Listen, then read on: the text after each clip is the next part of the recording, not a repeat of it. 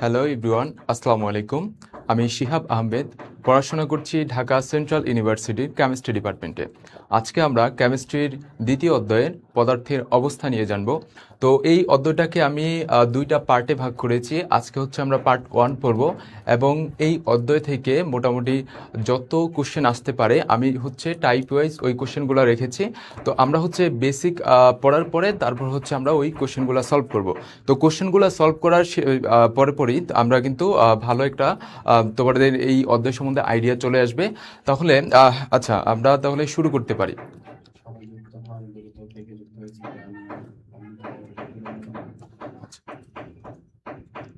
Start কি করছেন? আচ্ছা আচ্ছা, ঠিক আছে, তাহলে আমরা শুরু করি। ওকে, আচ্ছা, তোমরা যারা যারা যুক্ত হয়েছো তোমরা হচ্ছে তোমাদের কমেন্ট করো এবং কে কোথা থেকে যুক্ত হয়েছো তোমাদের যাদের যত গ্রুপ আছে তোমরা হচ্ছে গ্রুপগুলোতে শেয়ার করে দাও এবং বন্ধুদের মেনশন করো কে কে যুক্ত হয়েছো বলো। কে কোথা থেকে দেখছো, কে কোথা থেকে যুক্ত হয়েছে বলো। আমরা কিছুক্ষণের মধ্যেই হচ্ছে স্টার্ট করে দেব। তোমরা কে কোথা থেকে যুক্ত হয়েছো তোমরা হচ্ছে বলো, আমরা কিছুক্ষণের মধ্যে স্টার্ট করে দেব। ঠিক আছে, ওকে, তাহলে আমরা শুরু করতে পারি। আচ্ছা, প্রথমত আমরা শুরু করি তাহলে পদার্থের অবস্থা। প্রথমে ভাইয়া, পদার্থের অবস্থা জানতে হলে তোমাকে জানতে হবে কি পদার্থ কি। ঠিক আছে, পদার্থ অবস্থা জানতে হলে কি জানতে হবে, পদার্থ কি। তো পদার্থ কি, পদার্থ হইতে হলে দুইটা কন্ডিশন সে ফিল আপ করতে হবে। ঠিক আছে, পদার্থ হইতে গেলে কোনো বস্তুর দুইটা কন্ডিশন ফিল আপ করতে হবে। প্রথম হচ্ছে তার ভর থাকতে হবে এবং সে স্থান বা জায়গা দখল করতে হবে। যদি ভর থাকে এবং স্থান বা জায়গা দখল করে তখন সেটাকে আমরা কি বলবো, পদার্থ বলবো। ঠিক আছে, পদার্থ বলবো। মনে করো এই যে তোমার কাছে একটা বই আছে, এই বইটা হচ্ছে একটা পদার্থ। কেন পদার্থ?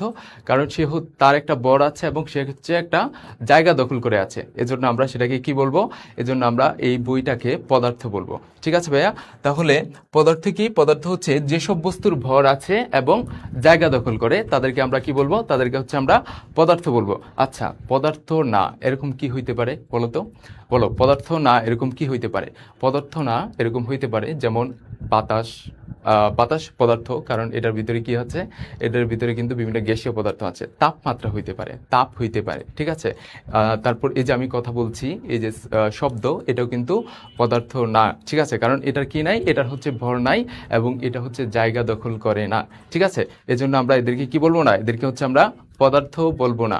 ঠিক আছে, ওকে, তাহলে কি আছে এই জায়গায়, যে যেসব বস্তুর ভর আছে এবং স্থান দখল করে তাদেরকে আমরা কি বলবো, পদার্থ বলবো। তাদেরকে হচ্ছে আমরা পদার্থ বলবো, যেসব বস্তুর ভর আছে এবং জায়গা দখল করে তাদেরকে হচ্ছে আমরা পদার্থ বলবো। আচ্ছা, আমরা যদি এদিকে দেখি যে পদার্থের অবস্থা, প্রথম হচ্ছে যে পদার্থ মোটামুটি কয় ধরনের হইতে পারে, পদার্থের অবস্থা কয় ধরনের হইতে পারে বলো। পদার্থের অবস্থা হচ্ছে 3 ধরনের অবস্থা হইতে পারে, পদার্থের 3 ধরনের অবস্থা হইতে পারে। আচ্ছা, তোমরা কে কে যুক্ত হয়েছো, তোমরা আমি দেখছি যে অনেকেই যুক্ত হয়েছো। তোমরা কমেন্ট করতে থাকো এবং কে কোথা থেকে যুক্ত হয়েছো, কে কোথা থেকে যুক্ত হয়েছে একটু বলো। তোমরা কমেন্ট করতে থাকো, আমি দেখতেছি যে তোমরা বেশ কয়েকজন যুক্ত হয়েছো। আমরা কিন্তু খুব ইম্পর্টেন্ট একটা ক্লাস করতেছি। ঠিক আছে, তোমরা অনেকেই যুক্ত হয়েছো, ঠিক আছে, তোমরা হচ্ছে কমেন্ট করো এবং কে কোথা থেকে যুক্ত হয়েছো, কে কোথা থেকে যুক্ত হয়েছো একটু কাইন্ডলি কমেন্ট করে জানিয়ে দাও, আচ্ছা, আমরা দেখি যে পদার্থের অবস্থা কয় ধরনের, পদার্থের অবস্থা হচ্ছে 3 ধরনের। কি কি? কঠিন, তরল এবং বায়বীয় বা গ্যাসীয়। কঠিন, তরল, বায়বীয় বা গ্যাসীয়। দেখো, যেটা কঠিন পদার্থের কি আছে, কঠিন পদার্থের একটা নির্দিষ্ট ভর আছে এবং কঠিন পদার্থের যে আকার, তোমার আমি যদি বলি যে আগের যে এক্সাম্পলটা দিয়েছিলাম, যে তোমার যে বইটা, এই বইয়ের কি আছে, এই বইটার হচ্ছে একটা ভর রয়েছে, নির্দিষ্ট ভর রয়েছে এবং এই বইটা হচ্ছে একটা নির্দিষ্ট জায়গা দখল করে আছে। ঠিক আছে, তাহলে এই যে কঠিন পদার্থের বেলায় এটার ভর আছে ভাইয়া। ঠিক আছে, কঠিন পদার্থের কি আছে, ভর আছে। আমরা লিখবো যে কঠিন পদার্থের ভর আছে, কঠিন পদার্থের ভর আছে এবং এটার কি আছে, এটার কিন্তু একটা নির্দিষ্ট আকার রয়েছে, কঠিন পদার্থের একটা নির্দিষ্ট আকার রয়েছে। তাহলে এটার যে নির্দিষ্ট আকার, এটাও কিন্তু আমরা বলবো আছে। ঠিক আছে, নির্দিষ্ট আকার আছে। ওকে, তারপর নির্দিষ্ট আয়তন। কঠিন পদার্থের কি নির্দিষ্ট আয়তন আছে? হ্যাঁ ভাইয়া, কঠিন পদার্থের কিন্তু একটা নির্দিষ্ট আয়তন রয়েছে, নির্দিষ্ট আয়তন রয়েছে। তাহলে আমরা বলবো যে এটারও কিন্তু একটা নির্দিষ্ট আয়তন আছে, নির্দিষ্ট আয়তন আছে। ওকে ওকে, এবার যদি আমরা তরল পদার্থের বেলায় যাই, যে তরল পদার্থের ভরটা কিন্তু নির্দিষ্ট। তরল পদার্থের যে ভর, এটা কিন্তু নির্দিষ্ট। আমরা বলবো যে তরল পদার্থের ভরটা কেমন? ভরটা হচ্ছে নির্দিষ্ট, ভরটা হচ্ছে নির্দিষ্ট। তাহলে আমরা বলবো যে নির্দিষ্ট ভর, এটা কিন্তু তরল পদার্থের বেলায় কি আচ্ছা, তরল পদার্থের ভরটা হচ্ছে নির্দিষ্ট। আমরা এদিকে যাই। ওকে, তাহলে নির্দিষ্ট ভর এটা কিন্তু আছে,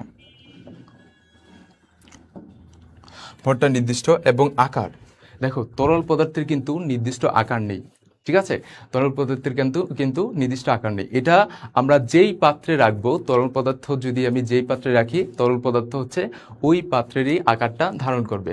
এটার কিন্তু নির্দিষ্ট কোনো আকার নেই, নির্দিষ্ট কিন্তু কোনো আকার নেই। আচ্ছা, তোমরা অনেকে যুক্ত হয়েছো দিনাজপুর থেকে ভাইয়া। আচ্ছা, এটা হচ্ছে জিতু বিশ্বাস। তারপর আমি দেখতে পাচ্ছি আরও অনেকে যুক্ত হয়েছো চিটাগং থেকে। তারপর হচ্ছে মোহাম্মদ পারিহা আক্তার সালাম দিয়েছো। ওয়ালাইকুম আসসালাম, ওয়ালাইকুম আসসালাম। তোমরা অনেকে যুক্ত হয়েছো, অনেকে যুক্ত আছো। ঠিক আছে, আমরা হচ্ছে ক্লাসটা আমরা হচ্ছে কন্টিনিউ করি। হ্যাঁ, তোমরা কমেন্ট করতে থাকো, এবং যদি কোনো কিছু না বোঝো, না বুঝতে পারো, অবশ্যই অবশ্যই প্রশ্ন করবা, অবশ্যই কি করবা? প্রশ্ন করবা, ঠিক আছে? ঠিক আছে, আমরা হচ্ছে যাই। তারপর যে দেখলাম যে তরল পদার্থের কি নেই? নির্দিষ্ট কিন্তু আকার নেই। তরল পদার্থের নির্দিষ্ট আকার নেই। নির্দিষ্ট আয়তন রয়েছে? হ্যাঁ, তরল পদার্থের কিন্তু নির্দিষ্ট আয়তন রয়েছে ভাইয়া, ঠিক আছে? তরল পদার্থের নির্দিষ্ট আয়তন রয়েছে। তাহলে আমরা বলবো আয়তনটা নির্দিষ্ট, আয়তনটা নির্দিষ্ট। ওকে, তারপর আমরা গ্যাসীয় পদার্থের বেলায় যাই। দেখো, গ্যাসীয় পদার্থের ভরটা কিন্তু নির্দিষ্ট, ঠিক আছে? গ্যাসীয় পদার্থের ভর নির্দিষ্ট। ওকে, তাহলে গ্যাসীয় পদার্থের বেলায় আমরা বলবো ভর নির্দিষ্ট। ওকে, নির্দিষ্ট আকার। গ্যাসীয় পদার্থের কি নির্দিষ্ট আকার রয়েছে? না ভাইয়া, গ্যাসীয় পদার্থের নির্দিষ্ট আকার নেই। গ্যাসীয় পদার্থ কিন্তু তরলের মতো যেই পাত্রে রাখবা, সেটা ওই পাত্রের আকারটাই ধারণ করবে, কারণ গ্যাসীয় পদার্থেরও কিন্তু কোনো নির্দিষ্ট আকার নেই। তাহলে আমরা বলতে পারি যে গ্যাসীয় পদার্থের নির্দিষ্ট আকার নেই। ওকে, তারপর নির্দিষ্ট আয়তন। গ্যাসীয় পদার্থের কি নির্দিষ্ট আয়তন রয়েছে? না, গ্যাসীয় পদার্থের নির্দিষ্ট আয়তন নেই। কেন? কারণ গ্যাসীয় পদার্থকে আমরা যদি চাপ প্রয়োগ করি, তাহলে তার আয়তনটা কমাইতে পারি। আবার যদি চাপটা কমিয়ে আনি, তখন কিন্তু তার আয়তন বৃদ্ধি পায়। অর্থাৎ চাপের সাথে এটা ব্যস্তানুপাতে হারে বৃদ্ধি পেতে থাকে। ওকে, তাহলে আমরা বলবো যে গ্যাসীয় পদার্থের যে আয়তন, এই আয়তনটাও কিন্তু নির্দিষ্ট না, এই আয়তনটাও কিন্তু নির্দিষ্ট না। আচ্ছা, আমরা নেক্সটে যাই।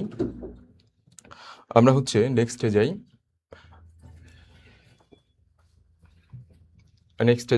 নেক্সটে কি আছে? কণার গতিতত্ত্ব। কণার গতিতত্ত্ব। আচ্ছা, কণার গতিতত্ত্ব জিনিসটা কি? কণার গতিতত্ত্ব জিনিসটা কি? আচ্ছা, কণার গতিতত্ত্ব জিনিসটা কি? যে পদার্থের কণাগুলো একে অপরকে আকর্ষণ করে, এবং পদার্থের কণাগুলোর একে অপরকে আকর্ষণ করাকে আন্তঃকণা আকর্ষণ বা আন্তঃআণবিক আকর্ষণ বা আন্তঃপারমাণবিক আকর্ষণ শক্তি বলে। এই যে মনে করে যে একটা পদার্থ, আমরা দেখলাম যে কঠিন, বায়বীয়, গ্যাসীয়, এই তিন ধরনের পদার্থের অবস্থা দেখছি। তো এই পদার্থগুলোর মধ্যে কি থাকে? পদার্থগুলোর মধ্যে কণা রয়েছে।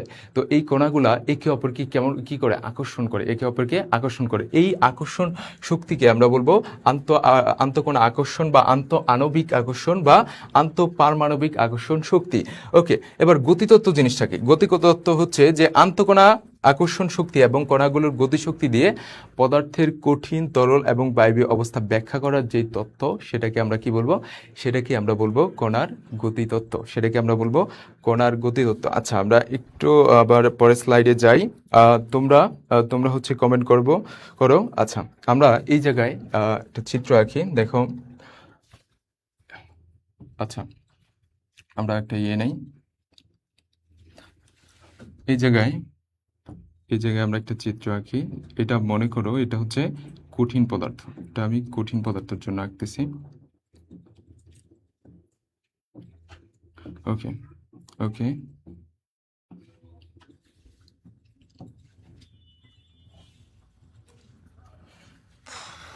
আচ্ছা, একটু মুছে দেই।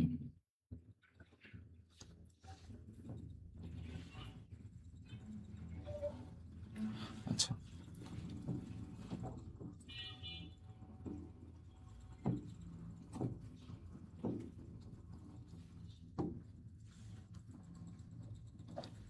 আচ্ছা, এটা হচ্ছে গ্যাসীয় পদার্থের জন্য, এটা হচ্ছে গ্যাসীয় পদার্থের জন্য। আচ্ছা, দেখো এটা হচ্ছে কঠিন পদার্থ, এটাকে কি বলবো আমরা? কঠিন, কঠিন, কঠিন পদার্থ।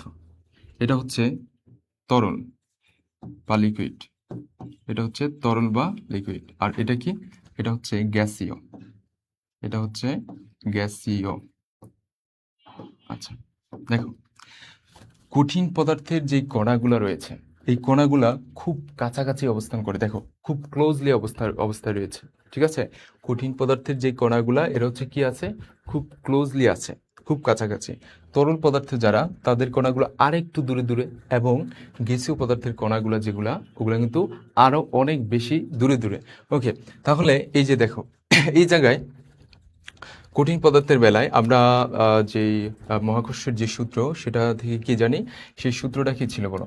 সেই সূত্রটা হচ্ছে ছিল, সূত্রটা কি ছিল? F is equal to G M M by R square. অর্থাৎ আমরা বলতে পারি এফ সমানুপাতিক M M by R square, এটা ছিল। অর্থাৎ অ্যাপের সাথে, অর্থাৎ বলের সাথে যেই দূরত্ব, এই দূরত্বের যে সম্পর্ক, এটা কেমন ছিল? ব্যস্তানুপাতিক ছিল, ঠিক আছে? অর্থাৎ আমরা বলতে পারি, দেখো কঠিন পদার্থের বেলায় যে কণাগুলা রয়েছে, এই কণাগুলা খুব কাছাকাছি আছে। অর্থাৎ এই একটা কণা থেকে অপর কণার যে দূরত্ব, এটা কি খুব কম না? খুব কম কিনা? খুবই কম, এরা খুব ক্লোজলি অবস্থায় আছে। আচ্ছা, তো এই কণাগুলোর যদি দূরত্ব খুব কম থাকে, তার মানে এদের আকর্ষণ বল, এদের আকর্ষণ বল বা আন্তঃআণবিক যে দূরত্ব, এটা কম। আচ্ছা, আকর্ষণ বল বা শক্তি কেমন থাকবে? বেশি থাকবে। দেখো আমরা যদি দেখি যে আন্তঃআণবিক দূরত্ব, এই আন্তঃআণবিক দূরত্বটা সবচেয়ে বেশি কোথায় বলো তো? সবচেয়ে বেশি হচ্ছে গ্যাসে। দেখো গ্যাসের বেলায় সবচেয়ে বেশি আন্তঃআণবিক দূরত্বটা সবচেয়ে বেশি, অনেক দূরে দূরে, ঠিক আছে? অনেক দূরে দূরে। আর তরলের বেলায় আরেকটু কাছে, এবং কঠিনের বেলায় খুবই কাছে, খুবই কাছে। তার মানে আমরা বলতে পারি গ্যাসের বেলায় আন্তঃআণবিক দূরত্বটা অনেক সবচেয়ে বেশি, তারপর হচ্ছে তরল, তারপর হচ্ছে কি? কঠিন। তাইলে গ্যাসের বেলায় হচ্ছে আন্তঃআণবিক দূরত্ব সবচেয়ে বেশি, এবং সবচেয়ে কম কোথায়? কঠিনে। কঠিনে হচ্ছে আন্তঃআণবিক দূরত্ব সবচেয়ে কম।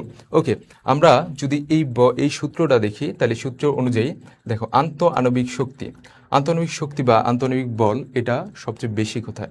দূরত্ব যেখানে কম। এই যে আমাদের এই সম্পর্ক থেকে যদি আমরা বলি যে দূরত্বটা যদি বেশি কম হয়, সেখানে দূরত্ব যদি কম হয়, সেখানে কি হবে? বলের মানটা বেশি হবে। দূরত্বের সাথে বলের সম্পর্ক কীরকম? ব্যস্তানুপাতিক সম্পর্ক। আর ব্যস্তানুপাতিক মানে একটা যদি বেশি হয়, আরেকটা হবে কি? আরেকটা হবে কম। তাইলে এই জায়গায় যদি আর এর মানটা কম হয়, অ্যাপের মানটা হবে বেশি, আন্তঃআণবিক শক্তিটা কেমন হবে? বেশি হবে। তাহলে আন্তঃআণবিক শক্তি সবচেয়ে বেশি কোথায়? কঠিনে। কঠিনে যে কণাগুলা, এগুলা খুব ক্লোজলি আছে, ঠিক আছে? ক্লোজলি আছে, এবং এদের মধ্যে যেই আন্তঃআণবিক দূরত্ব, এটা খুবই কম। তার মানে আমরা বলতে পারি কঠিনে হচ্ছে আন্তঃআণবিক শক্তিটা সবচেয়ে বেশি, তারপর হচ্ছে তরল, তারপর হচ্ছে কি ভাইয়া? তারপর হচ্ছে গ্যাসীয়, তারপর হচ্ছে গ্যাসীয়, গ্যাসীয়। আচ্ছা, তারপর হচ্ছে আন্তঃআণবিক আকর্ষণ। আন্তঃআণবিক আকর্ষণ সবচেয়ে বেশি কোথায় থাকবে বলো? আন্তঃআণবিক আকর্ষণ বল সবচেয়ে বেশি কোথায় থাকবে? যেখানে দূরত্বটা কম, যেখানে দূরত্ব কম, সেখানে আন্তঃআণবিক আকর্ষণটা সবচেয়ে বেশি থাকবে। তাহলে এই সবচেয়ে দূরত্ব কোথায় কম আছে বলো? কঠিনের বেলায় দূরত্ব কম না, দেখো কণাগুলা খুব ক্লোজলি অবস্থান করতেছে, একটা একটা খুব মানে কাছাকাছি আছে, একেবারে ক্লোজলি আছে। তার মানে কঠিনের বেলায় আন্তঃআণবিক যে কণাগুলো রয়েছে, এগুলো আন্তঃআণবিক দূরত্ব খুবই কম। তাহলে আন্তঃআণবিক দূরত্ব যদি খুব কম থাকে, তাহলে সেখানে কি থাকবে? সেখানে যে আন্তঃআণবিক আকর্ষণ বল রয়েছে, সেটা হচ্ছে বেশি থাকবে। অর্থাৎ আমরা বলতে পারি কঠিনের বেলায় আন্তঃআণবিক আকর্ষণ বল যেটা, এটা হচ্ছে অনেক বেশি। তারপর হচ্ছে তরল, তারপর কি? গ্যাসীয়। কারণ কি? তরলের যে দূরত্ব, এটা গ্যাস থেকে বেশি, দূরত্বটা গ্যাস থেকে কম, আন্তঃআণবিক দূরত্ব। তার মানে গ্যাসের আন্তঃআণবিক আকর্ষণটা বেশি। তারপর হচ্ছে তরলে, তারপর হচ্ছে গ্যাসীয়, গ্যাসের আন্তঃআণবিক যে দূরত্ব রয়েছে এটা হচ্ছে বেশি, তার মানে এই জায়গায় আন্তঃআণবিক আকর্ষণ যেটা সেটা হবে সবচেয়ে কম। ওকে, আমরা এই কয়টা জিনিস কিন্তু খুবই ইম্পর্টেন্ট, এই কয়টা কন্ডিশন কিন্তু খুবই ইম্পর্টেন্ট।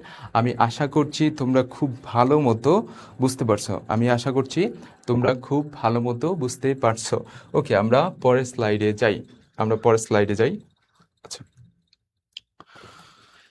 আচ্ছা, আমরা এবার কিছু এমসিকিউ সলভ করব। তার আগে বলো তোমরা তোমরা সব কিছু বুঝতে পারছো কিনা, বলো এই পর্যন্ত যা পড়াইছি সব কিছু বুঝতে পারছো কিনা, সব কিছু বুঝতে পারছো কিনা বলো।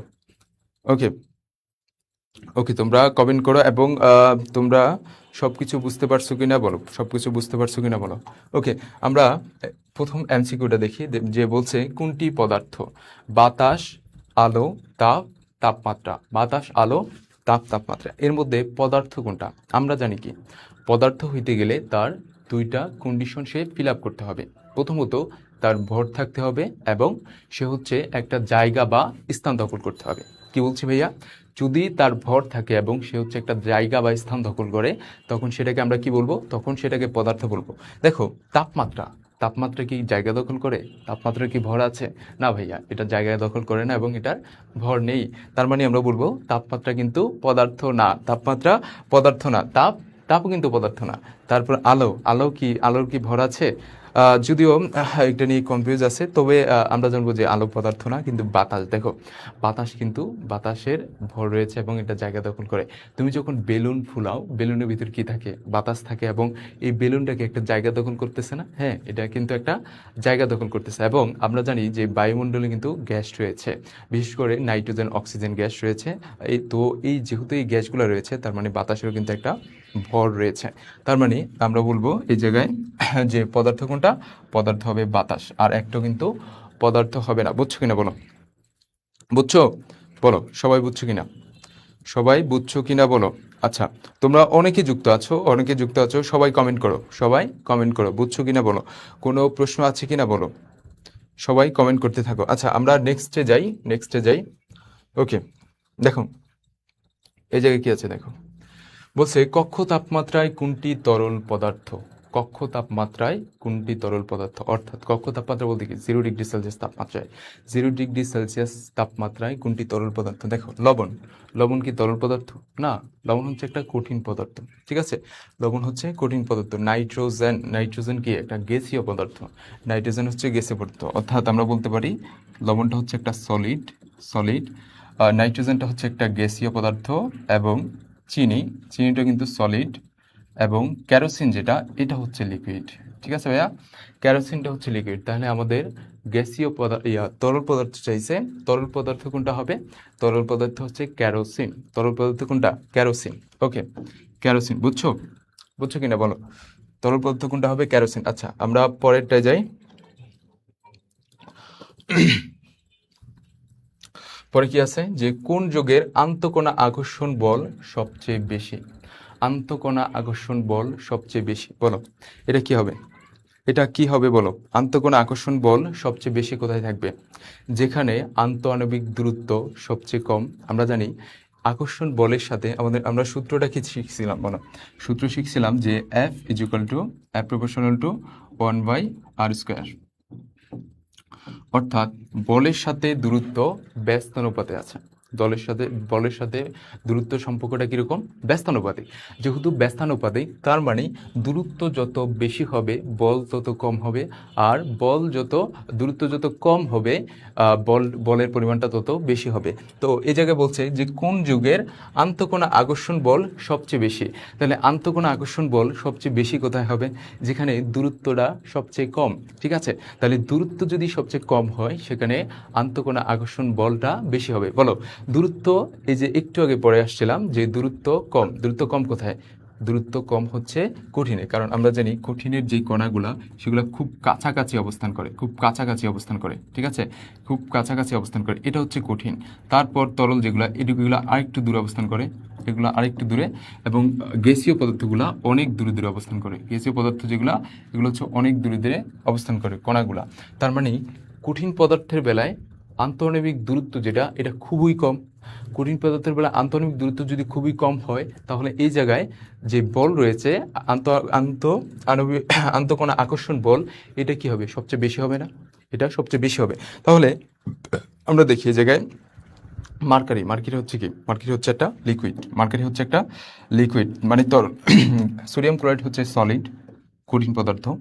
সালফার ডাইঅক্সাইড এটা গ্যাসীয় এবং এটাও কিন্তু গ্যাসীয়, ঠিক আছে, এটাও গ্যাসীয়। তাহলে এই যে আমাদের সোডিয়াম ক্লোরাইড রয়েছে সলিড, এই জায়গায় যে কণাগুলো রয়েছে এই পদার্থের মধ্যে, এই কণাগুলো খুব ক্লোজলি আছে, অর্থাৎ এদের দূরত্বটা আন্তঃআণবিক যে দূরত্ব এটা খুবই কম। তাহলে আন্তঃআণবিক দূরত্ব যদি কম হয় তার মানে এখানে আন্তঃকণা আকর্ষণ বল যেটা এটা সবচেয়ে বেশি হবে। তাহলে এই জায়গায় আন্তঃকণা আকর্ষণ বল সবচেয়ে বেশি কোথায়? সোডিয়াম ক্লোরাইডে আন্তঃকণা আকর্ষণ বলটা সবচেয়ে বেশি। আন্তঃকণা আকর্ষণ বল সবচেয়ে বেশি হচ্ছে সোডিয়াম ক্লোরাইড। আচ্ছা, এই জায়গায় দেখুন বলছে সাধারণ চাপ এবং উষ্ণতায় নিচের কোন পদার্থের আকার এবং আয়তন দুইটাই নির্দিষ্ট থাকে? আকার এবং আয়তন দুইটাই নির্দিষ্ট থাকবে। আকার আয়তন দুইটাই কি থাকবে? নির্দিষ্ট থাকবে। আকার আয়তন দুইটাই নির্দিষ্ট। আচ্ছা, তোমরা তোমরা কমেন্ট করতে থাকো এবং তোমরা হচ্ছে ভিডিওটাতে একটা রিয়েক্ট দিয়ে দিবা, ঠিক আছে? এই ভিডিওটাতে একটা রিয়েক্ট দিয়ে দাও, সবাই যারা যুক্ত আছো ভিডিওটাতে একটা রিয়েক্ট দিয়ে দাও, তাহলে তোমাদের ফ্রেন্ডরা হচ্ছে লাইভটা দেখতে পাবে। ওকে, আমরা ফ্রি। তো বলছে সাধারণ চাপ ও উষ্ণতায় নিচের কোন পদার্থের আকার আয়তন দুইটাই নির্দিষ্ট থাকে? আচ্ছা, প্রথম হচ্ছে চিনি। দেখো চিনি কি? চিনি হচ্ছে একটা সলিড, অক্সিজেন হচ্ছে গ্যাস, সয়াবিন তেল লিকুইড, পানি হচ্ছে লিকুইড। ওকে, দেখো গ্যাসীয় পদার্থের কিন্তু আকার এবং হচ্ছে আয়তন এটা কিন্তু নির্দিষ্ট না। গ্যাসীয় পদার্থ আর তরল পদার্থ এগুলো আমরা যেই পাত্রে রাখবো সেই পাত্রেই কিন্তু আকারটা ধারণ করবে। আর যেই লিকুইড রয়েছে এই লিকুইডের আয়তন নির্দিষ্ট, ভর নির্দিষ্ট, কিন্তু এটার কি নির্দিষ্ট না? আকার নির্দিষ্ট না। কারণ তরল পদার্থ যেই পাত্রে আমরা রাখবো সেই পাত্রেরই আকারটা সে ধারণ করবে। তাহলে আকার আয়তন দুইটাই নির্দিষ্ট। কার বলো তো? যেটা কঠিন বা সলিড। তাহলে চিনি হচ্ছে এই জায়গায় কঠিন বা সলিড, তার মানে চিনির কি থাকবে? আকার আয়তন দুইটাই নির্দিষ্ট থাকবে। চিনির আকার আয়তন দুইটাই হচ্ছে নির্দিষ্ট থাকবে। বুঝছো কিনা বলো? বুঝছো? ওকে, আমরা নেক্সটে যাই। যে পদার্থের ক্ষুদ্র ক্ষুদ্র কণাগুলো একে অপরকে আকর্ষণ করে একে কি বলে? পদার্থের মধ্যে আমরা দেখে আসছি যে ক্ষুদ্র ক্ষুদ্র কণা থাকে কঠিন তরল গ্যাসীয় পদার্থের মধ্যে। তো এই যে ক্ষুদ্র ক্ষুদ্র কণাগুলা একে অপরকে যে আকর্ষণ করে, যে আকর্ষণ বলের মাধ্যমে তারা যুক্ত রয়েছে, তো এই আকর্ষণ বলকে কি বলে? এটাকে বলা হয় আন্ত আকর্ষণ শক্তি। আন্তঃকণা আকর্ষণ শক্তি, এটাকে কি বলে? আন্তঃকণা আকর্ষণ শক্তি বলে, ঠিক আছে? আন্তঃকণা আকর্ষণ শক্তি, আন্তঃকণা আকর্ষণ শক্তি। ওকে, আমরা পরে যাই, পরের স্লাইডে দেখি কি আছে। কোনটির আন্তঃকণা আকর্ষণ শক্তি বেশি? দেখো আন্তঃকণা আকর্ষণ শক্তি বেশি, আবার চলে আসছে একটা। আন্তঃকণা আকর্ষণ শক্তি বেশি কোথায় হবে বলো? আন্ত আকর্ষণ বল যেখানে বেশি। আন্ত আকর্ষণ বল কোথায় বেশি থাকে? যেখানে কণাগুলো খুব কাছাকাছি অবস্থান করে, অর্থাৎ এদের মধ্যে দূরত্ব খুব কম যেখানে হয় সেখানে হচ্ছে তাদের আকর্ষণ বলটা বেশি হবে। অর্থাৎ দূরত্ব যেখানে কম কণাগুলোর মধ্যে সেখানে আন্তঃকণা আকর্ষণ শক্তিটা বেশি হবে। তাহলে আমরা যদি বলি মিথেন হচ্ছে একটা গ্যাস, চুনাপাথর সলিড, সয়াবিন তেল লিকুইড, কেরোসিনও লিকুইড। কেরোসিন কি ভাইয়া? লিকুইড। তাহলে এই যে চুনাপাথর দেখতে পাচ্ছি এটা হচ্ছে একটা কঠিন পদার্থ। আর আমরা একটু আগে দেখে আসলাম যে কঠিন পদার্থের মধ্যে যেই কণাগুলা থাকে এরা কিন্তু খুব কাছাকাছি অবস্থান করে, অর্থাৎ এদের যে আকর্ষণ বল এটা সবচেয়ে বেশি। যেহেতু এদের মধ্যে আন্তঃআণবিক দূরত্বটা কম, তার মানে এদের মধ্যে আন্তঃকণা আকর্ষণ শক্তিটা সবচেয়ে বেশি। তাহলে আন্তঃকণা আকর্ষণ শক্তি সবচেয়ে বেশি কোথায় হবে? চুনা পাথর হবে। চুনা পাথর, ক্যালসিয়াম কার্বনেট। তাহলে এই চুনা পাথর হচ্ছে আন্তঃকণা আকর্ষণ শক্তিটা সবচেয়ে বেশি। আন্তঃকণা আকর্ষণ শক্তি সবচেয়ে বেশি হচ্ছে চুনা পাথর। আচ্ছা, পরেরটা দেখি যে কোনটির আণবিক বা আন্তঃকণা আকর্ষণ শক্তি সবচেয়ে কম। এবার আসছে আন্তঃকণা আকর্ষণ শক্তি সবচেয়ে কম কোথায়? আন্তঃকণা আকর্ষণ শক্তি সবচেয়ে কম কোথায়? দেখো আন্তঃকণা আকর্ষণ শক্তি সবচেয়ে কম কোথায় হবে? যেখানে আণবিক দূরত্বটা বেশি। আমরা যে সূত্র থেকে বলের সাথে যে দূরত্বের সম্পর্ক এটা কি দেখছিলাম?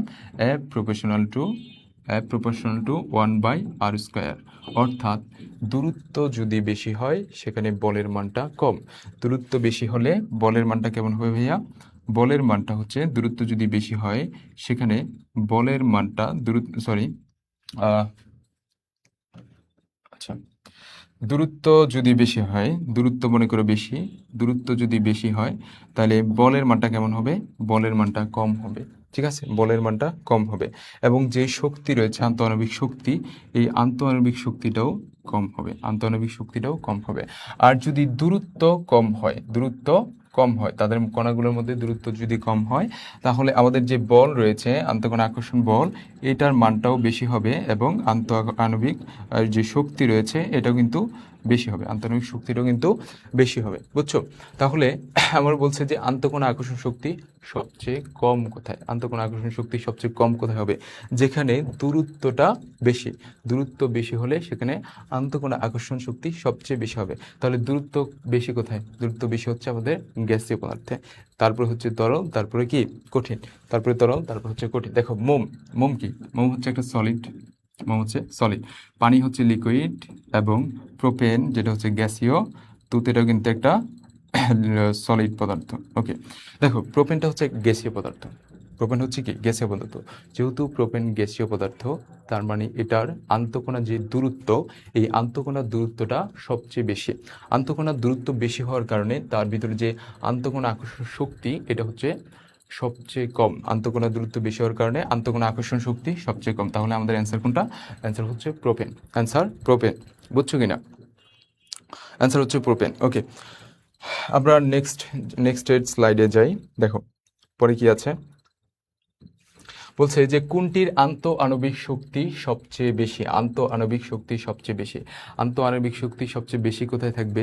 যেটা হচ্ছে কঠিন, কারণ এইটার মধ্যে যে কণাগুলো রয়েছে তাদের দূরত্ব কম, আর দূরত্ব কম মানে আন্তঃকণা আকর্ষণ শক্তি বেশি। তাহলে এই যে কঠিন কোনটা? পানি হচ্ছে liquid, ammonia gas, carbon dioxide হচ্ছে একটা গ্যাস, তারপর হচ্ছে পানি হচ্ছে যে H2S একটা গ্যাস, তার মানে লিকুইড। লিকুইড এগুলা তো গ্যাস, গ্যাসগুলোর তো তরল থেকে যে কণাগুলো রয়েছে তরল থেকে তাদের যে আন্তঃআণবিক দূরত্ব তা হচ্ছে বেশি। তাইলে এই যে কি বলে অ্যামোনিয়া রয়েছে, বলছে আন্তঃআণবিক শক্তি সবচেয়ে বেশি কোথায়? বেশি কোথায় হবে? এই তিনটা তো গ্যাস, তাহলে এই যে পানি হবে, পানি হচ্ছে লিকুইড, তার মানে এই জায়গায় আন্তঃআণবিক শক্তি সবচেয়ে বেশি হবে। ওকে, পরেরটা যাই। কি আছে যে কোনটির আন্তঃআণবিক শক্তি বেশি? আন্তঃআণবিক শক্তি বেশি, আবার আগেরটার মতো আসছে। আন্তঃআণবিক শক্তি হচ্ছে, দেখো পটাশিয়াম ক্লোরাইড হচ্ছে একটা liquid, solid, potassium chloride solid, তারপর অ্যামোনিয়া গ্যাসীয়, কার্বন ডাইঅক্সাইড গ্যাস, পানি হচ্ছে লিকুইড। তাহলে এই যে এই সলিড যেটা, এটার মধ্যে কণাগুলোর দূরত্ব কম, তার মানে এই যে এটা হবে কি আন্তঃআণবিক শক্তি সবচেয়ে বেশি হবে, আন্তঃআণবিক শক্তি সবচেয়ে বেশি হবে, আন্তঃআণবিক শক্তি সবচেয়ে বেশি হবে। আচ্ছা, পরেরটা যাই। দেখো কি আছে, বলছে কোনটির আন্তঃআণবিক শক্তি সবচেয়ে বেশি? আন্তঃআণবিক শক্তি সবচেয়ে বেশি আগেরটার মতো, sulphuric acid liquid, sodium chloride solid, carbon dioxide গ্যাসীয়, পানি হচ্ছে লিকুইড। তাহলে সলিড কোনটা? Sodium chloride. তাহলে এটা হচ্ছে আন্তঃআণবিক শক্তিটা সবচেয়ে বেশি হবে, আন্তঃআণবিক শক্তি সবচেয়ে বেশি হবে। আচ্ছা, এবার দেখো সবচেয়ে ইম্পর্টেন্ট একটা টপিকে চলে আসছে, ব্যাপন। ব্যাপন জিনিসটা কি? ব্যাপন জিনিসটা হচ্ছে, মনে করো তুমি তোমার রুমে বা তোমার ঘরে এক কোণে হচ্ছে একটা সুগন্ধির বোতল রেখে দিছো, সুগন্ধির বোতল রেখে দিছো, বুঝছো? তো এই সুগন্ধির বোতলের যে মুখটা ছিল এটা হচ্ছে তুমি খুলে রেখে দিছো। হ্যাঁ, এটা হচ্ছে তুমি কি করছো? খুলে রেখে দিছো, খুলে রেখে দিছো। তো খুলে রাখলে কি হবে? খুলে রাখলে কি হবে? এটার মধ্যে যেই সুগন্ধিগুলো আছে এগুলো হচ্ছে এগুলো হচ্ছে আস্তে আস্তে পুরো ঘরে ছড়িয়ে যাবে, আস্তে আস্তে পুরো ঘরে কি হবে? ছড়িয়ে যাবে। ঠিক আছে? তো ব্যাপন জিনিসটা হচ্ছে, ব্যাপন জিনিসটা হচ্ছে যে কোনো মাধ্যমে কঠিন তরল ও বায়বীয় পদার্থের স্বতঃস্ফূর্ত ও সমানভাবে উচ্চ ঘনমাত্রার স্থান থেকে নিম্ন ঘনমাত্রার স্থানে ছড়িয়ে পড়ার প্রক্রিয়াকে আমরা কি বলবো?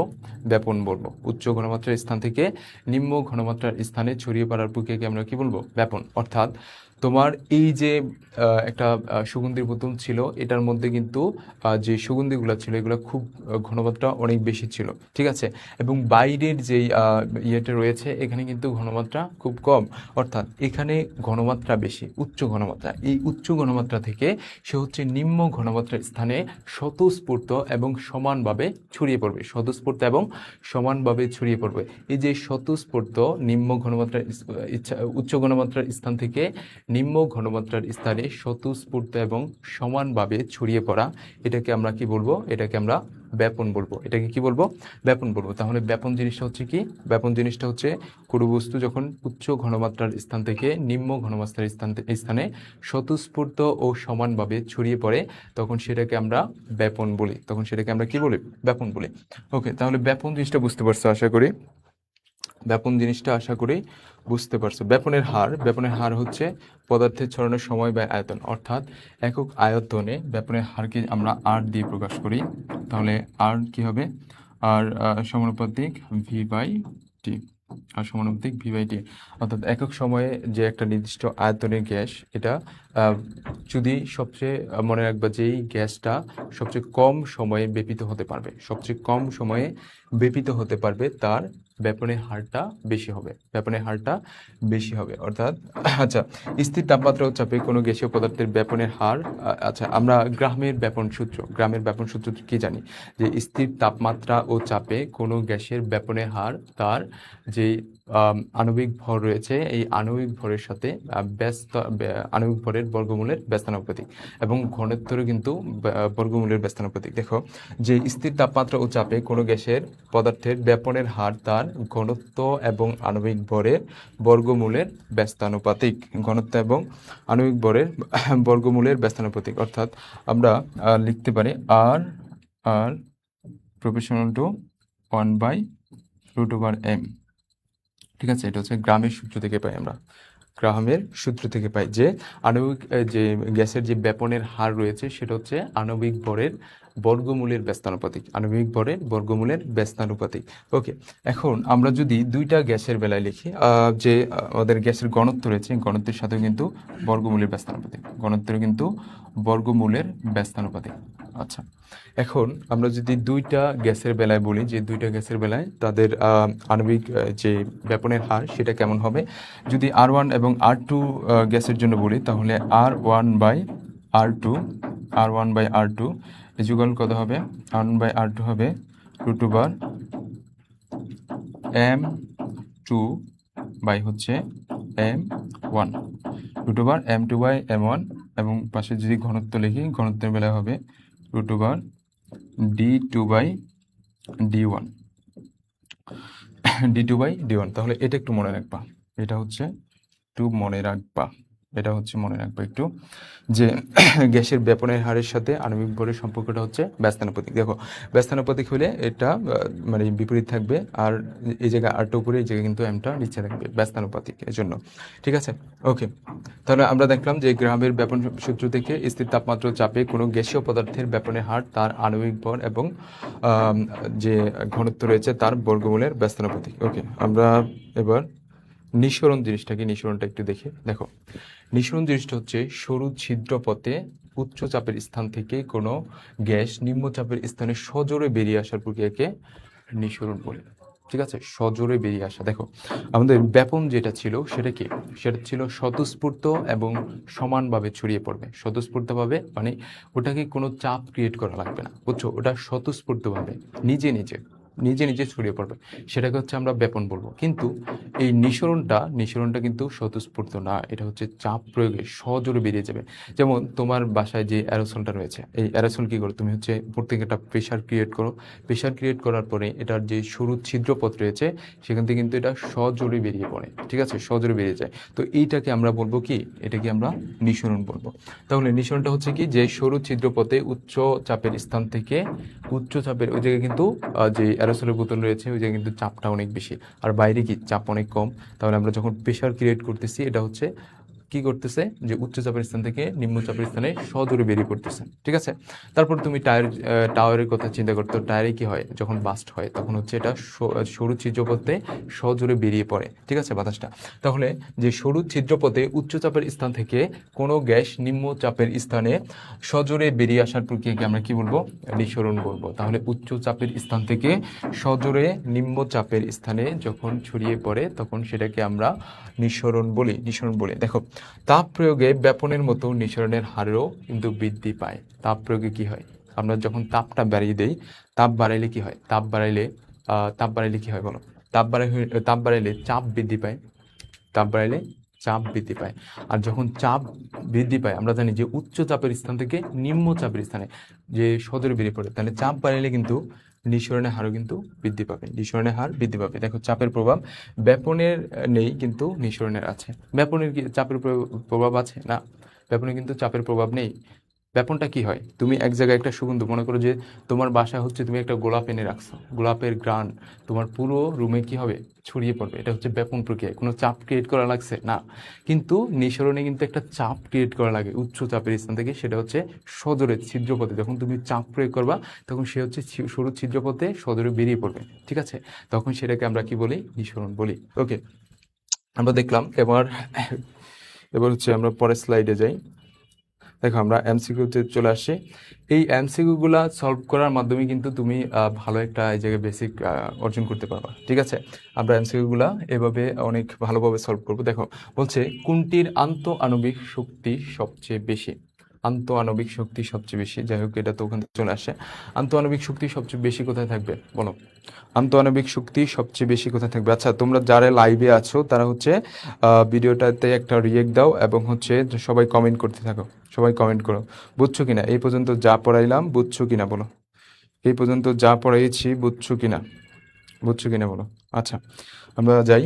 দেখো, বলছি যে কোনটির আন্তঃআণবিক শক্তি সবচেয়ে বেশি। আন্তঃআণবিক শক্তি সবচেয়ে বেশি কোথায় থাকে?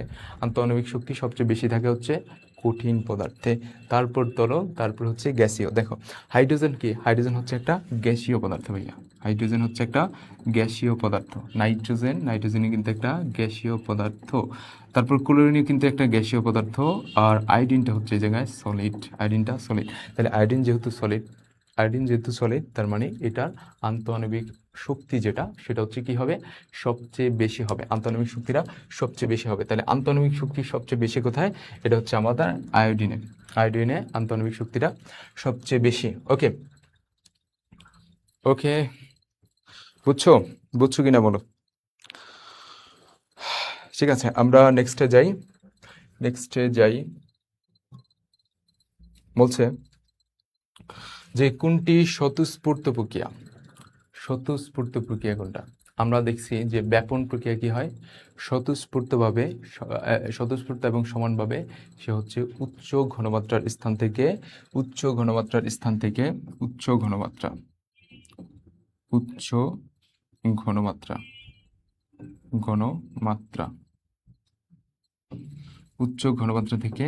নিম্ন ঘনমাত্রা,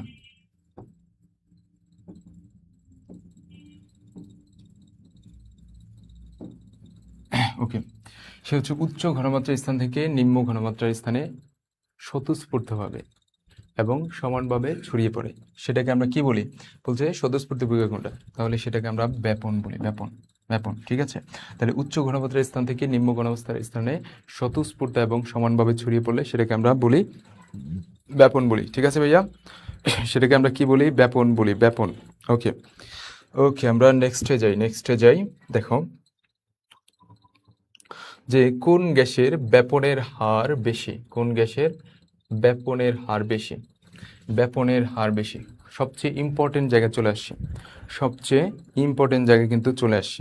ঠিক আছে, তুমি যদি এই ইয়েটা বুঝতে পারো, এই কটা জিনিস বুঝতে পারো, তাহলে কিন্তু তুমি তোমার যেই বই রয়েছে সেখানে কিন্তু ম্যাক্সিমাম বোর্ড কোশ্চেনগুলো এবং বিভিন্ন টপ যে স্কুলগুলো রয়েছে সেখানে যে প্রশ্নগুলো হয়েছে ওগুলো কিন্তু তুমি ইজিলি পারবা। ঠিক আছে, তুমি জাস্ট আমার সাথে থাকো, এগুলো একটু সলভ করো, আমি কিভাবে করাচ্ছি একটু প্র্যাকটিস করবা বাসায়, দেখো ইজি। তুমি আশা করছি তুমি জাস্ট আমার এগুলা করার পরে তুমি যখন বই দেখবা তখন কিন্তু তোমার সবগুলা তুমি ইজিলি পারবা। ঠিক আছে, আমি কিন্তু টাইপ ওয়াইজ কোশ্চেনগুলো আনার চেষ্টা করেছি। ওকে, ঠিক আছে, বলছে যে কোন গ্যাসটির ব্যাপনের হার বেশি। ব্যাপনের হার বেশি কোন গ্যাসে? দেখো, ব্যাপনের হারের সাথে আমরা সম্পর্ক কি দেখছিলাম? আমরা দেখছি যে আর আর সমানুপাতিক 1/√m, সরি, আর সমানুপাতিক √1/m। আচ্ছা আচ্ছা, আমরা কি দেখছিলাম? আর সমানুপাতিক 1/√m, এটা দেখছিলাম। অর্থাৎ আণবিক ভরের সাথে ব্যাপনের হারের সম্পর্কটা কি দেখছিলাম ভাইয়া?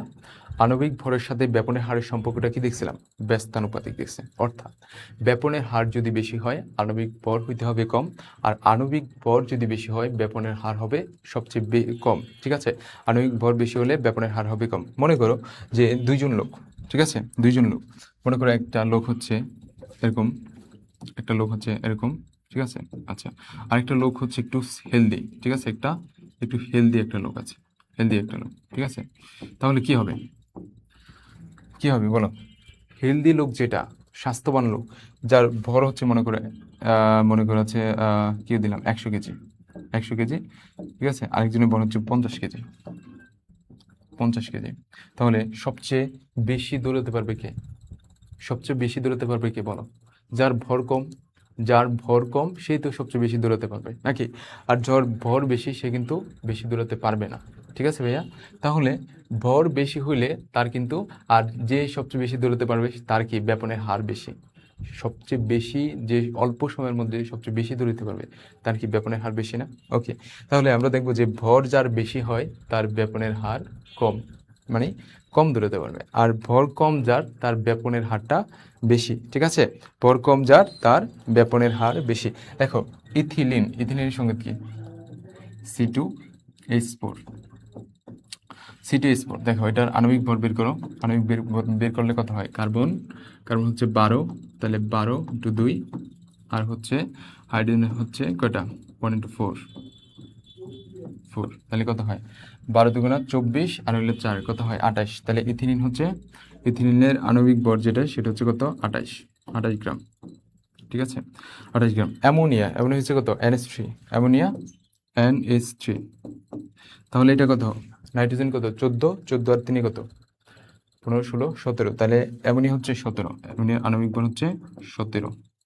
ঠিক আছে, 17। এবং যে নাইট্রোজেন রয়েছে, নাইট্রোজেন কত? N2।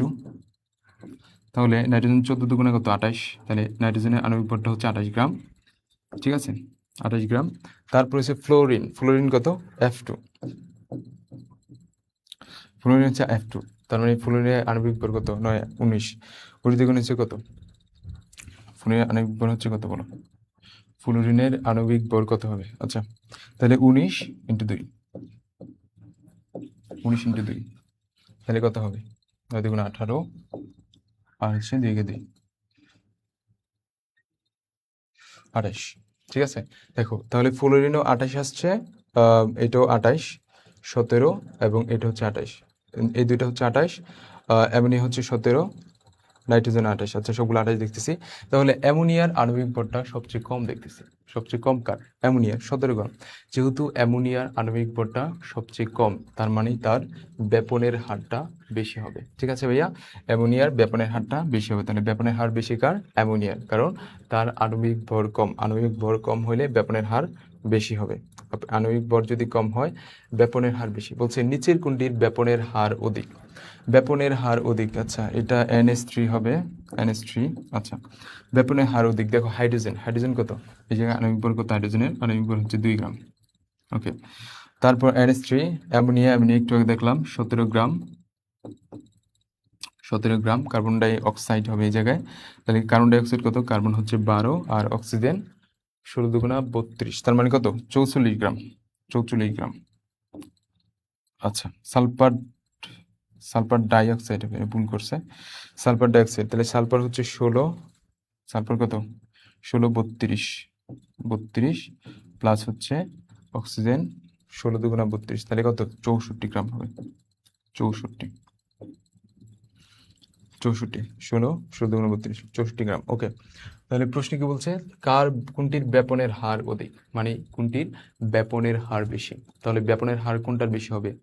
যার আণবিক ভর কম, যার আণবিক ভর কম তার ব্যাপনের হার বেশি। আমরা একটু আগে এই যে কন্ডিশন, এই কন্ডিশন থেকে আমরা জেনে আসছি যে ব্যাপনের হারের সাথে আণবিক ভরের যে সম্পর্ক এটা হচ্ছে কেমন, ব্যস্তানুপাতিক। ব্যাপনের হারের সাথে আণবিক ভরের সম্পর্কটা হচ্ছে ব্যস্তানুপাতিক, অর্থাৎ ব্যাপনের হার যদি আণবিক ভর যদি বেশি হয় ব্যাপনের হারটা হচ্ছে কম হবে, আবার আণবিক ভর যদি কম হয় ব্যাপনের হারটা হচ্ছে বেশি হবে। তাহলে আণবিক ভর সবচেয়ে কম কোথায়?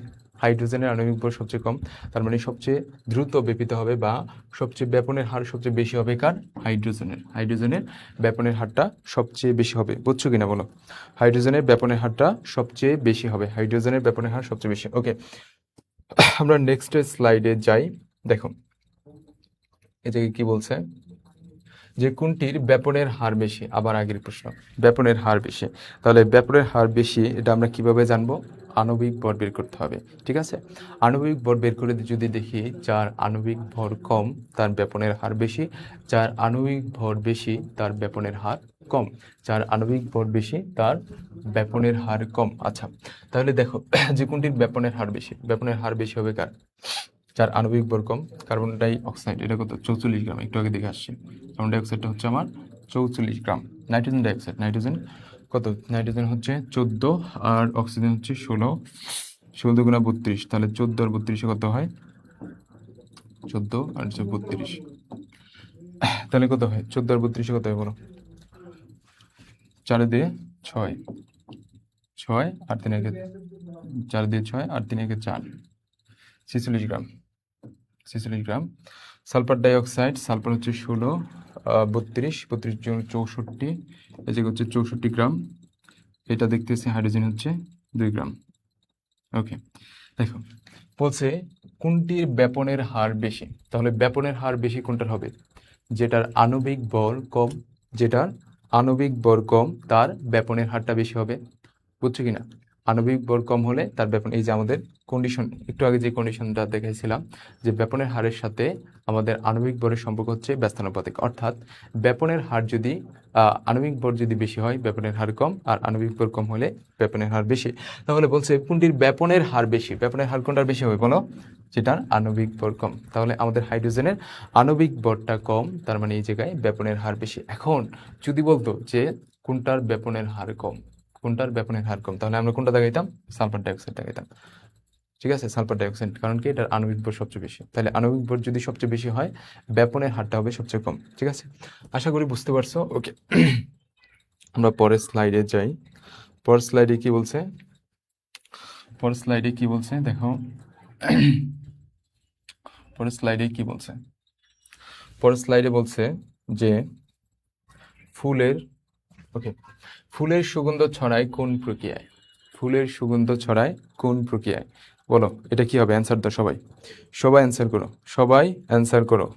ফুলের গন্ধ ছড়ায় কোন প্রক্রিয়ায়? সবাই অ্যান্সার করো, বলো কি হবে? বলো কি হবে? ফুলের গন্ধ ছড়ায় কোন প্রক্রিয়ায়? ফুলের গন্ধ ছড়ায় কোন প্রক্রিয়ায়? এটা কি নিঃসরণ, অনুব্যাপন, ব্যাপন, ঊর্ধ্বপারণ? দেখো এটা নিঃসরণ তো হওয়ার সুযোগই নেই, কারণ কি নিঃসরণ হচ্ছে এটা চাপ প্রয়োগ করতে হবে উচ্চ চাপের স্থান থেকে সরু ছিদ্র পথে বের। এটা কি ফুলের গন্ধ কি সরু ছিদ্র পথে বের হয়? না, ফুলের গন্ধ হচ্ছে ব্যাপন প্রক্রিয়ার মাধ্যমে উচ্চ ঘনত্বের স্থান থেকে নিম্ন ঘনত্বের স্থানে সে হচ্ছে ছড়িয়ে পড়ে, ঠিক আছে? উচ্চ ঘনত্বের স্থান থেকে নিম্ন ঘনত্বের স্থানে সে হচ্ছে ছড়িয়ে পড়ে। তাহলে আমরা জানি যে উচ্চ ঘনত্বের স্থান থেকে যদি নিম্ন ঘনত্বের স্থানে ছড়িয়ে পড়ে সেটাকে আমরা বলবো ফুলের, তাহলে সেটাকে আমরা কি বলবো? ব্যাপন বলবো। তাহলে বলছে ফুলের গন্ধ ছড়ায় কোন প্রক্রিয়ায়? ফুলের গন্ধ ছড়ায় কোন প্রক্রিয়ায়? তাহলে আমাদের অ্যান্সার কি হবে? আমাদের অ্যান্সার হবে ব্যাপন। অ্যান্সার কি হবে? ব্যাপন। অ্যান্সার হবে ব্যাপন, ঠিক আছে? আশা করি বুঝতে পারছি। বলছে ব্যাপনের ক্ষেত্রে কোনটি সঠিক? ব্যাপনের ক্ষেত্রে কোনটি সঠিক? ব্যাপনের ক্ষেত্রে এই জায়গায় একটু ভুল আছে, হবে যে ব্যাপনের ক্ষেত্রে কোন ক্রমটি সঠিক হবে? ব্যাপনের ক্ষেত্রে কোন কোন ক্রমটি সঠিক? কোন ক্রমটি সঠিক হবে? ক্রমটি সঠিক।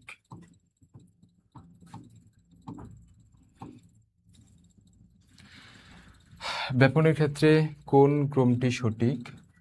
আচ্ছা, এই জায়গায় 4টা গ্যাস আছে, আমরা 4টারই কি করি, আণবিক ভর বের করি, কারণ ব্যাপনের সাথে আণবিক ভরের সম্পর্ক আছে। তাহলে নাইট্রোজেন কত, নাইট্রোজেন হচ্ছে 14, 14 দুগুণে কত হবে, 28 গ্রাম হবে, 28 গ্রাম। অক্সিজেন কত, 16, 16 দুগুণে হবে 32, তাহলে অক্সিজেনের হচ্ছে 32 গ্রাম, 32 গ্রাম। হিলিয়াম, হিলিয়াম হচ্ছে 4, হাইড্রোজেন হচ্ছে 2, হাইড্রোজেন হচ্ছে 2। তাহলে আমাদের ব্যাপনের হার সবচেয়ে বেশি কার, সবচেয়ে বেশি কিন্তু হাইড্রোজেনের, সবচেয়ে বেশি হচ্ছে কার, হাইড্রোজেনের। ব্যাপনের হার সবচেয়ে বেশি কার হবে, হাইড্রোজেনের ব্যাপনের হারটা সবচেয়ে বেশি হবে। কারণ কি, কারণ হাইড্রোজেনের আণবিক ভরটা সবচেয়ে কম, হাইড্রোজেনের আণবিক ভর সবচেয়ে কম। যেহেতু হাইড্রোজেনের আণবিক ভরটা সবচেয়ে কম, তার মানে হাইড্রোজেনের ব্যাপনের হার সবচেয়ে বেশি, হাইড্রোজেনের ব্যাপনের হার সবচেয়ে বেশি। তারপর হচ্ছে আমাদের হিলিয়াম, তারপরে হচ্ছে আমাদের যে নাইট্রোজেন, তারপর হচ্ছে হচ্ছে কি, তার এটা 28 গ্রাম, সরি এটা 28 গ্রাম। তারপর হচ্ছে আমাদের অক্সিজেন। তাহলে দেখো হাইড্রোজেন, হিলিয়াম, নাইট্রোজেন, অক্সিজেন, তাহলে ক্রম কোনটা সঠিক হবে, এটা। মানে তোমার যে এটা প্রশ্নটা হইতো যে ব্যাপনের ক্ষেত্রে যে সবচেয়ে বেশি থেকে কমের দিকে আর কি, এরকম একটা প্রশ্ন হইতো, যাই করা ভুল করছে একটু। তাহলে কোনটা সঠিক হবে, গরু অ্যান্সার হবে আমাদের, ছোট গরু। ঠিক আছে, আচ্ছা পরে যাই। বলছে নিচের কোনটির ব্যাপন আগে ঘটবে, দেখো ব্যাপন আগে ঘটবে কোনটার, ব্যাপন নিচের কোনটার ব্যাপন আগে ঘটবে, বলছে কি যে নিচের কোনটির ব্যাপন আগে ঘটবে। তাহলে ব্যাপন কোনটার আগে ঘটবে, যার আণবিক ভর কম, যার আণবিক ভর কম তার ব্যাপনটা আগে ঘটবে। আণবিক ভর কম কার, আণবিক ভর কম কার আবার দেখতে হবে যে আণবিক ভর কম কার। দেখো অ্যামোনিয়া, অ্যামোনিয়া আমরা একটু আগে বের করছি, অ্যামোনিয়া হচ্ছে কত, 17 গ্রাম, অ্যামোনিয়া হচ্ছে 17 গ্রাম আণবিক ভর। তারপর পানি হচ্ছে কত, পানি হচ্ছে পানি কত, 18 গ্রাম,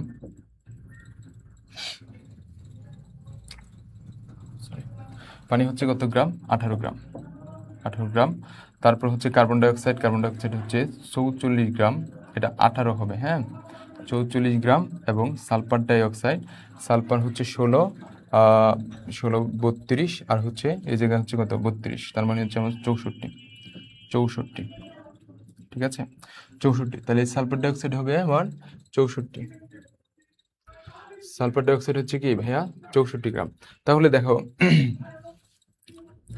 সালফার ডাইঅক্সাইড হচ্ছে 64, ওকে।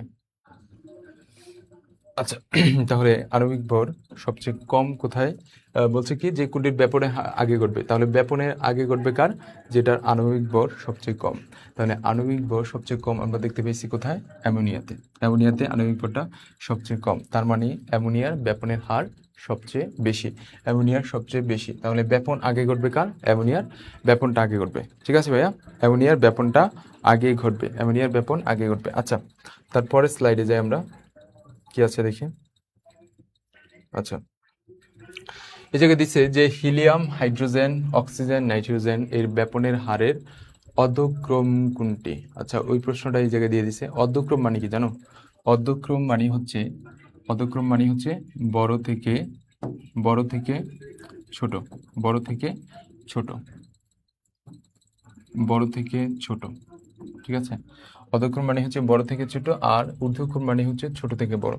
তাহলে বলছে ব্যাপনের হারের অধক্রম কোনটা, অর্থাৎ সবচেয়ে বেশি কোনটার, তারপরে কম, তারপরে এভাবে, মানে সবচেয়ে বেশি কোনটার সেটা সেটা প্রথমে থাকবে আর কি। আচ্ছা তাহলে অধক্রম কোনটি, দেখো আমরা যদি নাইট্রোজেনের বেলা চিন্তা করি, নাইট্রোজেনের আণবিক ভর কত, নাইট্রোজেনের আণবিক ভর হচ্ছে 28 গ্রাম, নাইট্রোজেনের আণবিক ভর কত গ্রাম, 28 গ্রাম।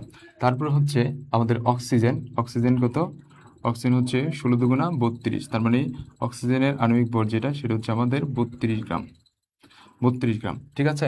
তারপর হচ্ছে আমাদের কি আছে, হিলিয়াম, হিলিয়ামের আণবিক ভর হচ্ছে কত, হিলিয়াম, হিলিয়ামের আণবিক ভর হচ্ছে 4 গ্রাম, 4 গ্রাম। তারপর হাইড্রোজেন হচ্ছে 2 গ্রাম, হাইড্রোজেন হচ্ছে 2 গ্রাম, হাইড্রোজেন হচ্ছে কত গ্রাম, 2 গ্রাম। তাহলে বলছে যে ব্যাপনের হারে অধক্রম কোনটা, তাহলে সবচেয়ে বেশি ব্যাপন কার, হাইড্রোজেনের, তারপর হিলিয়াম, তারপর হচ্ছে আমার নাইট্রোজেন, তারপর হচ্ছে কি অক্সিজেন। তাহলে সবচেয়ে বেশি হবে হাইড্রোজেন, হিলিয়াম, নাইট্রোজেন, অক্সিজেন, ওকে। তাহলে অধক্রম কোনটা হবে আমার, গরু অ্যান্সার, গরু গাটা হচ্ছে অ্যান্সার। তাহলে বুঝছো কিনা বলো, এটা বুঝছো কিনা ব্যাপনের হারের অধক্রম কোনটা, বুঝছো কিনা, এটা কিন্তু খুবই ইজি ছিল, খুবই ইজি ছিল, ওকে। তারপরের স্লাইডে যাই আমরা, যে কোনটির ব্যাপন সময় সবচেয়ে বেশি। দেখো এটা কিন্তু একটু ট্রিকি, একটু ট্রিকি, এটা বুঝতে হবে তোমাকে, এটা কিন্তু একটু ট্রিকি। বলছে কোনটির ব্যাপন সময় সবচেয়ে বেশি, ব্যাপন সময় সবচেয়ে বেশি কার? ঠিক আছে, বলছে কি যে কোনটির ব্যাপন সময় সবচেয়ে বেশি, তাহলে ব্যাপন সময় সবচেয়ে বেশি কার হবে? যার ব্যাপনের হার কম। কারণ আমরা একটু আগে দেখে আসছি যে সময়ের সাথে ব্যাপনের হারের সম্পর্কটা কি দেখছি, সময়ের সাথে ব্যাপনের হারের যে সম্পর্ক এটা কি দেখছিলাম বলো, সময়ের সাথে ব্যাপনের হারের যে সম্পর্ক এটা কি দেখছিলাম, সময়ের সাথে ব্যাপনের হারের যে সম্পর্ক, সময়ের সাথে ব্যাপনের হারের যে সম্পর্ক এটা কি দেখছিলাম বলো, সময়ের সাথে ব্যাপনের হারের যে সম্পর্ক এটা কি দেখছিলাম? ওকে, আচ্ছা, সময়ের সাথে ব্যাপনের হারের যে সম্পর্ক, ব্যাপনের হারের যে সম্পর্ক, সময়ের সাথে ব্যাপনের হারের যে সম্পর্ক, এটা হচ্ছে আমরা, ওকে,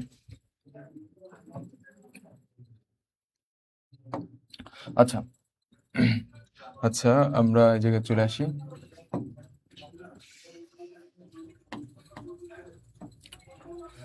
আচ্ছা, কেন যেমন হচ্ছে, আচ্ছা আমরা, আচ্ছা দেখো, সময়ের সাথে ব্যাপনের হারের যে সম্পর্ক এটা হচ্ছে আমার বের করতে হবে। আহ, যে সময়ের সাথে ব্যাপনের হারের যে সম্পর্ক এটা হচ্ছে আমার বের করতে হবে, ঠিক আছে? ওকে, সময়ের সাথে ব্যাপনের হারের সম্পর্কটা বের করতে হবে, সময়ের সাথে ব্যাপনের হারের সম্পর্ক। ওকে, দেখো এই জায়গায় বলছে যে কোনটির ব্যাপনের হার সময়ের সবচেয়ে, ব্যাপন সময় সবচেয়ে বেশি, ব্যাপন সময় সবচেয়ে বেশি, ব্যাপন সময়, লেখাটাও লিখতে পারতেছি না, সমস্যা, লিখতে পারতেছি না কারণ, আচ্ছা তোমরা একটু কমেন্ট করো তোমরা এতক্ষণ যা পড়াচ্ছি বুঝতে পারছো কিনা ঠিকঠাক মতো, যা পড়িয়েছি বুঝতে পারছো কিনা, কোনোটায় সমস্যা আছে কিনা বলো। কে কে যুক্ত আছো, তোমরা কে কে যুক্ত আছো সবাই একটু কমেন্ট করতে থাকো, আমি কমেন্টগুলো পড়ি, আহ, আমি কমেন্টগুলো পড়ি, তোমরা একটু কমেন্ট করতে থাকো। হ্যাঁ, তোমরা হচ্ছে ভাইয়া কমেন্ট করতে থাকো, আমি একটু তোমাদের কমেন্টগুলো পড়ি। ওকে, দেখো দেখো যে কি বলছে যে ব্যাপন, কোনটির ব্যাপন সবচেয়ে বেশি, ব্যাপন সময় সবচেয়ে বেশি। আমরা জানি যে ব্যাপনের হারের সাথে, ব্যাপনের হারের সাথে, ব্যাপনের হারের সাথে, ব্যাপনের হারের সাথে যে সম্পর্ক ছিল সেটা কি ছিল, আর সমানুপাতিক ভি বাই টি ছিল নাকি? অর্থাৎ যার সময় বেশি তার ব্যাপনের হার কম, অর্থাৎ ব্যাপিত হইতে যার সময় বেশি লাগবে তার তো ব্যাপনের হার কম, আর যে কম সময় বেশি মানে কম সময়ে ব্যাপিত হয়ে যাবে তার কি ব্যাপনের হার বেশি। অর্থাৎ ব্যাপনের সময় যদি কম হয়, সময় যদি কম হয় ব্যাপনের হার হবে কি বেশি। এখন বলছে সময় সবচেয়ে বেশি কার, সময় সবচেয়ে বেশি কার, তাহলে সময় যদি সবচেয়ে বেশি, সময় সবচেয়ে বেশি কখন হবে, সময় সবচেয়ে বেশি, কি বলছে, সময় সবচেয়ে বেশি, তাহলে সময় সবচেয়ে বেশি হইলে, সময় সবচেয়ে বেশি হইলে, সময় সবচেয়ে বেশি হইলে ব্যাপনের হার হবে কম, সময় সবচেয়ে বেশি হইলে ব্যাপনের হার হবে কম। আর ব্যাপনের হার যদি কম হইতে হয় তাহলে কি লাগবে, আণবিক ভরটাও বেশি হইতে হবে। ব্যাপনের হার কম হলে আণবিক ভরটা বেশি হতে হবে। তাহলে আণবিক ভর বেশি কার, দেখো হাইড্রোজেনের আণবিক ভর কত, হাইড্রোজেন হচ্ছে 2টা, তার মানে 2 গ্রাম, হিলিয়াম হচ্ছে 4 গ্রাম, হিলিয়াম হচ্ছে 4 গ্রাম, নাইট্রোজেন 28 গ্রাম, 28 গ্রাম, ঠিক আছে, নাইট্রোজেন হচ্ছে 28 গ্রাম, অক্সিজেন হচ্ছে 16-32 গ্রাম। তাহলে সবচেয়ে বেশি আণবিক ভর কার আছে, অক্সিজেনের আছে, তার মানে সবচেয়ে বেশি আণবিক ভর অক্সিজেনের আছে। তাহলে আণবিক ভর অক্সিজেনের যদি বেশি হয় তার ব্যাপনের হার কম, তাহলে ব্যাপনের হার কম হইলে তার সময় বেশি, তাহলে সে সবচেয়ে বেশি সময়, বেশি ব্যাপন, যে ব্যাপন সময় সবচেয়ে বেশি কার হবে, তাহলে অক্সিজেনের হবে। বুঝতে পারছো কিনা, বুঝতে পারছো কিনা? আমাদের বলছে যে কোনটির ব্যাপন সময় সবচেয়ে বেশি, ব্যাপন সময় সবচেয়ে বেশি, আমরা কন্ডিশন ছিল কি যে আর এর সাথে, অর্থাৎ ব্যাপন হারের সাথে সময়ের সম্পর্ক হচ্ছে ব্যস্তানুপাতিক, যেহেতু ব্যস্তানুপাতিক তার মানে সময় যদি বেশি প্রয়োজন হয় আমাদের ব্যাপনের হারটা হবে কি কম। আর ব্যাপনের হার সবচেয়ে কম কার হয়, যার আণবিক ভর বেশি হয়। আণবিক ভর কার বেশি, অক্সিজেনের বেশি, তার মানে আমার অ্যান্সার কোনটা, গ, অক্সিজেন, অক্সিজেন হচ্ছে আমার অ্যান্সার। তাহলে আমার অ্যান্সার কোনটা, অ্যান্সার হচ্ছে ভাইয়া অক্সিজেন, অক্সিজেন, অক্সিজেন। ওকে, তাহলে ইতিমধ্যে কিন্তু আমাদের সবগুলো এমসিকিউ আমরা সলভ করে ফেলেছি।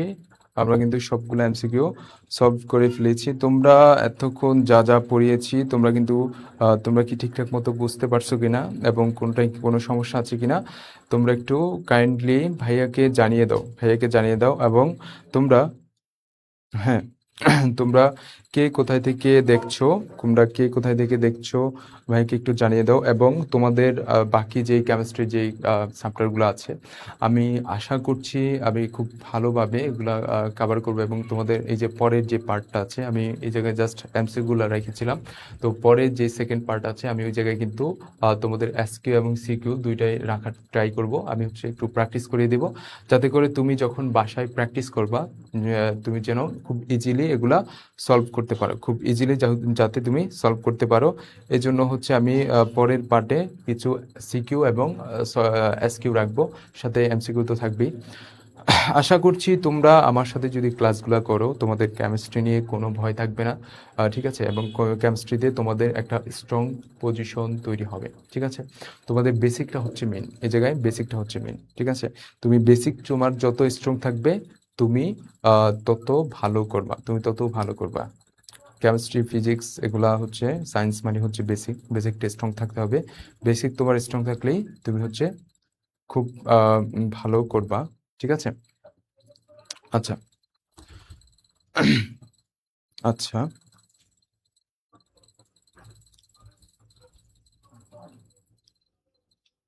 Actually not.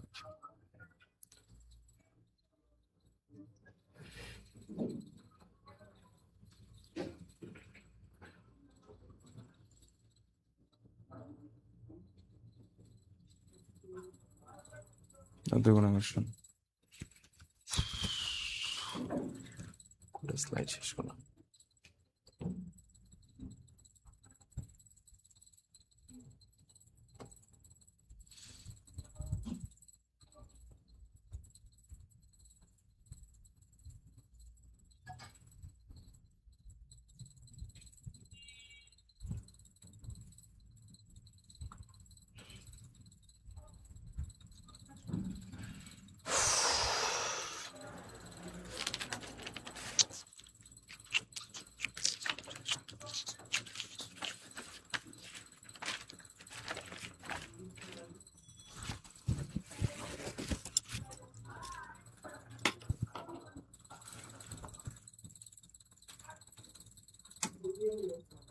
কি যে একটা অবস্থা আসলে, প্রথমে এই ক্লাসটা ঝামেলা গেছে, প্রথমে যে এটা স্টার্ট করছি।